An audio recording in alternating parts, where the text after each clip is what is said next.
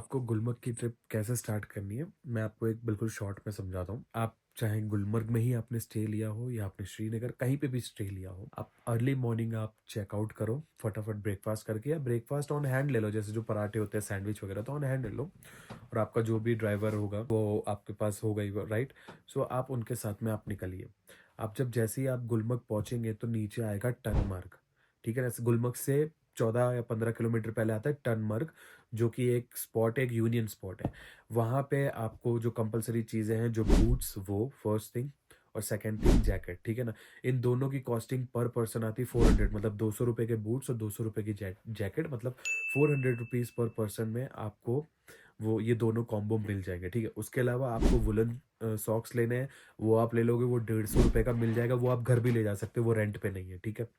उसके अलावा water proof gloves आते हैं, वो भी आपको 150 रुपये में पेयर मिलेगा, वो भी आप घर ले जा सकते हो, वो आपको रिटर्न करने की ज़रूरत नहीं है। ठीक है ना? वो 150 रुपये की जो चीज़ें हैं वो आपकी हो गई, आप घर ले जाओ। बट जो जैकेट और बूट्स होंगे वो 200 रुपीज़ रेंट पे होंगे। ठीक है? सो हमने 800 रुपीज़ दिए थे, हम, मैं और ज़ारा, हम दो ही थे। तो दो जैकेट्स और दो बूट्स दिए थे हमने, 800 वो हो गया। ठीक है? उसके बाद वहाँ से होती है गाड़ी। नीचे से गाड़ी जो होती है वो आपसे बोलेंगे 7,500, 8,000, 6,000, जो भी चार्जेस माँगेंगे। आप अपने हिसाब से, मैंने जो बार्गेनिंग करी थी वो अलग थी, आप अपनी कितनी भी बार्गेनिंग कर सकते हो। मिनिमम फेयर है 3,000, जो गवर्नमेंट फेयर है वो है ही है। ऑब्वियसली वो अपना चार्जेस माँगेंगे क्योंकि वो रुकते वगैरह भी हैं वहाँ पे, काफ़ी आपका वेट करते हैं। आप अपने हिसाब से बार्गेनिंग करो तो 3,000 तो मिनिमम है, उससे कम तो कोई भी नहीं ले जाएगा, फिर चाहे आप पैदल ही जाओ। सो आप अपने अकॉर्डिंग बार्गेनिंग करो। वो गाड़ी सबसे पहले आपको लेके जाएगी drug waterfall, TRUNG, drug waterfall, जो सबसे फर्स्ट पॉइंट होगा गुलमर्ग में एंटर करते ही। जो ड्रंग वाटरफॉल होगा वो बहुत ही ज़्यादा खूबसूरत, आपने व्लॉग में देखा होगा। थोड़ी-थोड़ी तो बर्फ़ जम रही थी, और स्नोफॉल के टाइम पे तो काफ़ी ही पूरा बर्फ़ से जमा होता है। तो वो ड्रंग वाटरफॉल, वहाँ आपको बहुत सारे रेस्टोरेंट्स और कैफ़े भी मिलेंगे, बहुत सारे सेल्फी पॉइंट्स वगैरह उधर होंगे। आप वीडियो बनाते हैं, यूट्यूब वीडियो बनाते हैं या रील बनाते हैं, बहुत अच्छे-अच्छे पॉइंट मिलेंगे आपको ड्रंग वाटरफॉल पे। ठीक है ना? कोई टिकट नहीं है, फ्री ऑफ चार्जेज़ है, आपका ड्राइवर वहीं पे पार्क कर देगा, आप अपनी फ़ोटो वीडियोज़ लेकर आ जाओ। वहाँ से ज़्यादा 15-20 मिनट बिताना, उससे ज़्यादा नहीं। अगर आप गंडोला के लिए जा रहे हो तो आपने गंडोला नहीं बुक कर रखी है अपनी टिकट, तो चाहे आप 1 घंटा दो, 2 घंटा दो ड्रंक वाटरफॉल में, डज़न्ट मैटर। हमने वहाँ पे मुश्किल से 20 से 25 मिनट दिए होंगे, फ़ोटोज़ क्लिक किए, सिंगल-सिंगल किसी से, फिर हम दोनों के साथ में फ़ोटोज़ खिंचवा दिए हम लोगों ने। ठीक है? तो 1 आध 2 मैंने शूट बनाए रील के, सिनेमैटिक बनाए रील के, वो हमने करे। हमने फटाफट ड्राइवर, क्योंकि मेरा फ़ेज़ 1 का भी टिकट बुक था, जो मैंने ऑनलाइन बुक करा था, फ़ेज़ 2 का भी मैंने ऑनलाइन टिकट बुक करा हुआ था। तो मुझे गंडोला के लिए जाना ही जाना था। अब आपके पास नहीं है टिकट, आपको नहीं जाना, आपने कहा हमें गंडोला नहीं जाना, ठीक है ना? आप वहाँ अपना टाइम स्पेंड करिए, कैसे भी करिए, आपके ऊपर है। अगर आप गंडोला जा रहे हैं तो ड्रंक वाटरफॉल से आप निकलिए 20 मिनट के अंदर, 25 मिनट, या मैं कह रहा हूँ मैक्स टू मैक्स आधा 1 घंटे के अंदर आप निकल ही जाओ। अब ये जो आप टिकट्स आप गंडोला की जो बुक करते हो, उसके अंदर हमेशा आप स्लॉट बुक करिए सेकंड वाला, जो आफ्टरनून का स्लॉट होता है, 1:30 टू 3 पीएम का, फेज़ 1 का। मैं इसलिए बोल रहा हूँ, आप होटल से कितने बजे चेकआउट कर रहे हो, आपका ड्राइवर आ रहा है, बीच में कोई प्रॉब्लम हो रही है, वो चीज़ लेने टाइम निकल जाएगा। मॉर्निंग स्लॉट तभी आप बुक करना अगर आप गुलमर्ग में ऑलरेडी प्रेज़ेंट हो, आप होटल में रह रहे हो, तो ही आप 9 से 11-12 स्लॉट बुक करना। वरना मैं हमेशा रिकमेंड करूँगा आप आफ्टरनून का ही स्लॉट बुक करें, 1:30 वाला जो है, 1:30 टू 3:30 बजे का, ये फेज़ 1 का है। इसका मतलब क्या है कि आपका जो टिकट है फेज़ 1 का, वो वैलिड है 1:30 से लेके 3:30 बजे तक। 3:30 बजे के बाद आपका वो टिकट वैलिड नहीं है। ठीक है? आप 1:30 से 3:30 बजे के बीच में कभी भी जा सकते हैं फेज़ 1 पे।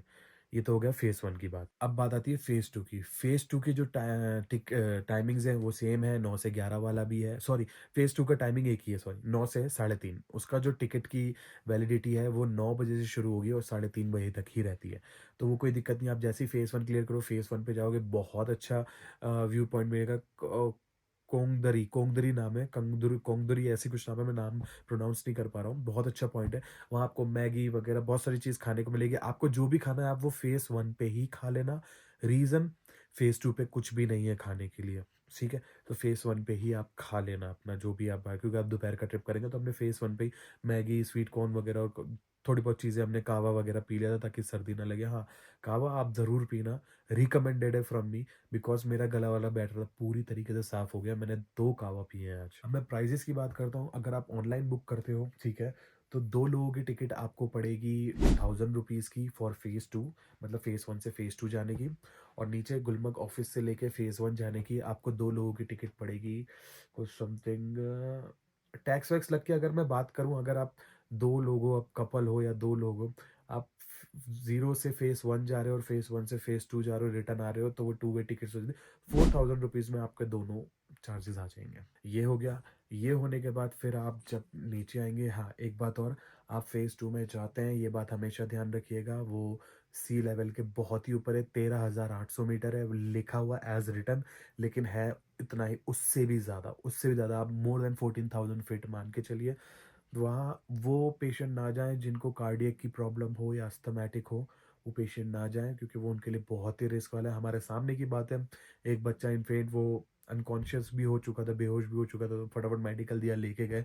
बच्चों के लिए और एल्डरली पीपल जो बुज़ुर्ग होते हैं, सीनियर सिटीज़न होते हैं, उनके लिए भी वो सेफ की ऐसा नहीं बोल रहा कि रिस्क है, लेकिन वो नहीं है, जस्ट बिकॉज़ ब्रीथिंग लेवल आपको ज़्यादा चाहिए, बच्चों को भी ज़्यादा चाहिए और जो सीनियर सिटीज़न है उनको भी ज़्यादा चाहिए। तो एक उनके लिए और एक जो डिज़ीज़ हो जिनको भी कार्डियक और अस्थमैटिक, उनके लिए भी ये चीज़ सही नहीं है। यूथ है वो आराम से ट्रैकिंग वगैरह कर लेगा। फ़ेज़ 2 आप पहुँचोगे, आपको स्लेज राइडिंग मिलेगी, वो आपसे 300, 400, 500, 600 जो माँगेंगे आपको करनी है, आप करिए, आपको नहीं करनी है मत करिए। हमने तो नहीं करी, हमने बस फ़ोटो शूट किया, वीडियो बनाई, व्लॉग बनाया, आगे गए, बहुत अच्छी चीज़, बहुत मज़ा किया। फ़ेज़ 2 में एक रेस्टोरेंट है जो अभी 2023 में ही ओपन हुआ है फ़रवरी में, बहुत अच्छा रेस्टोरेंट है। वो फ़ेज़ 2 का जो ऑफ़िस है जहाँ से आप राइड लेते हो, उसके बेसमेंट में ही बना हुआ है, आप जब जाओगे आपको दिख जाए, ठीक है? तो फिर जब आप रिटर्न आते हो तो एक बात ध्यान रखना कि साढ़े 3 बजे तक ही नीचे ग्राउंड फ्लोर से, मतलब ग्राउंड ऑफ़िस से फ़ेज़ 1 जा सकते हैं और फ़ेज़ 1 से फ़ेज़ 2 जा सकते हैं। साढ़े 3 बजे के बाद आप नहीं जा पाओगे, अगर आपके पास टिकट है और आप साढ़े 3 बजे के बाद आप 3:40 पे भी जा रहे हो, नहीं जा सकते, क्यों? क्योंकि जाने वाली गंडोला केबल्स जो हैं वो बंद हो जाती हैं, ओनली सिर्फ़ वहाँ जो जो भी टूरिस्ट रह गए होते हैं फ़ेज़ 1 के और फ़ेज़ 2 के, तो आने वाली गंडोला राइड्स की केबल वो सिर्फ़ ऑन होती है, जाने वाली साढ़े 3 बजे तक ही ऑन रहती है। 9 से साढ़े 3 बजे तक की जाने वाली केबल ऑन रहती है, आने वाली जो है वो 9 बजे से लेके जितने भी टूरिस्ट वहाँ पे होते हैं तब तक नहीं आते थे, तब तक वो बंद नहीं होती है, ठीक है? तो अगर आप जा रहे हो तो ये बात ध्यान रखिए, आप साढ़े 3 बजे से पहले ही जाओ और मैं रिकमेंड करूँगा 1:30 बजे का स्लॉट आप ज़रूर लीजिए, क्योंकि वहाँ माइनस डिग्री हो जाता है, 3 माइनस तो ऑलरेडी होता ही है, नीचे भी ऑलरेडी माइनस, वहाँ -15-18 पहुँच जाता है, तो आप ब्रीथिंग की और प्रॉब्लम हो जाएगी। नीचे आने के बाद आपको फ़ेज़ 1 पे खाना है, आप खाइए, वरना नीचे आके जो बाज़ार है, मेन मार्केट, हमने वहाँ पे ही छोले-भटूरे वगैरह, मैगी, कहवा, बहुत सारी चीज़ें वहाँ पे, मोमोज़ वगैरह, बहुत सारी चीज़ मिलेंगी, होटल्स और रेस्टोरेंट सब कुछ। नीचे आके आपकी 2 साइट सीइंग रहती है, पहला है चिल्ड्रंस पार्क, हम गए थे, बंद था, ठीक है ना? माइनस डिग्री की वजह से। सेकंड आपका ऑप्शन आता है महाराजा प्लेस, मैंने महाराजा प्लेस जो आपको इसमें दिखाया है, वो महाराजा पैलेस, वो महाराजा पैलेस सेकंड साइड, उसके बाद हम अपने होटल चले जाए। हमारा ये ट्रिप कैसे अकॉर्डिंग था, क्योंकि हम लोग श्रीनगर से आए थे, इसलिए हम डायरेक्ट होटल नहीं गए। श्रीनगर से आए थे, टनमर्ग हमारा ड्राइवर रुका, उसने हमें दूसरा व्हीकल करवाया, वही चार्जेबल वाला।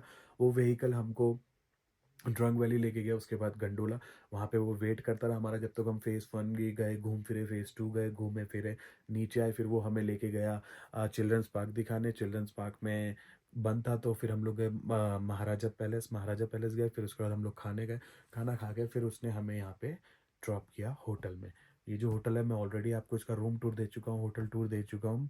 Gulmarg ski hill resort, one of the my favourite stay आप कह सकते हो अभी तक होटल्स लाइन में, one of my favourite stay. बहुत ही नीट एंड क्लीन, बहुत ही वेल मैनर्ड यहाँ के स्टाफ है, खाना वगैरह बहुत अच्छा है।